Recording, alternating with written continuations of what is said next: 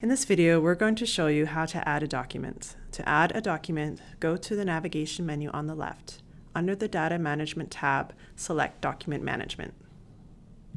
Documents can be instructions, diagrams, videos, or any file format that are useful for inspectors during the inspection process.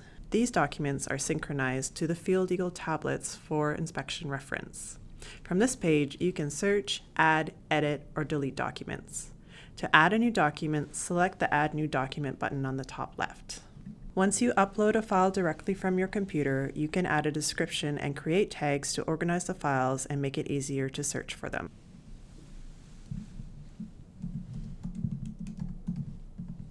Once you've filled out this information, click Save. Note that you can type the name of a tag in the search bar on the top right to find the documents associated with that tag.